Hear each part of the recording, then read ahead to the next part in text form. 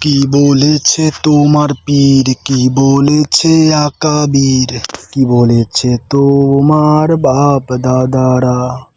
এসব কিচ্ছা সারো যদি বন্ধু পারো, এসব কিচ্ছা সারো যদি বন্ধু পারো, জেনে বুঝে কোরআন হাদিস একটুখানি পড়ো।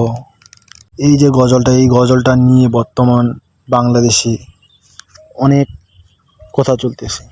শিল্পী মশিউর রহমান এই গজলটা গেয়েছেন এবং এই গজলটার মাধ্যমে তিনি পীর এবং আকাবিরদের বিরুদ্ধে কথা বলেছেন।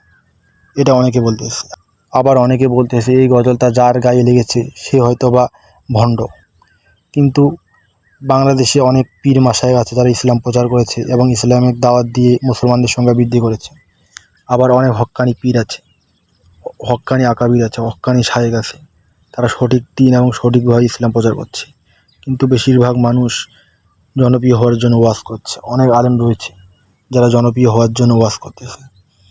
কিন্তু এই গজলটির মাধ্যমে অনেক পীরদের বিরুদ্ধে কথা বলা হয়েছে, যেহেতু এখানে ভণ্ড পীর বলে সম্বোধন করা হয়নি। আবার কওমিরা এর বিরুদ্ধাচরণ করছে, কারণ তাদের আকাবিরদের বিরুদ্ধে কথা বলা হয়েছে। কারণ ইসলামের কোরআন হাদিস বোঝার জন্য আকাবির, পীর এবং পূর্ববর্তী লোকদের মাধ্যমেই ইসলাম জানতে হবে। কারণ মহানবী সাল্লাল্লাহু আলাইহি ওয়াসাল্লামের মাধ্যমে সাহাবারা ইসলাম শিখেছে, সাহাবাদের মাধ্যমে তাবেঈরা, তাবেঈর মাধ্যমে তাবে তাইনরা, আর এইভাবে বিভিন্ন পূর্ববর্তী আলেমের মাধ্যমে মানুষ ইসলাম শিখেছে। আবার বিভিন্ন পীর মাশায়েখ এদেশে ইসলাম পরিপূর্ণ ইসলাম এনেছে, তাই তাদের বিরুদ্ধাচরণ করা যাবে না এবং মুসলমানের মধ্যে ঐক্য স্থাপন করতে হবে।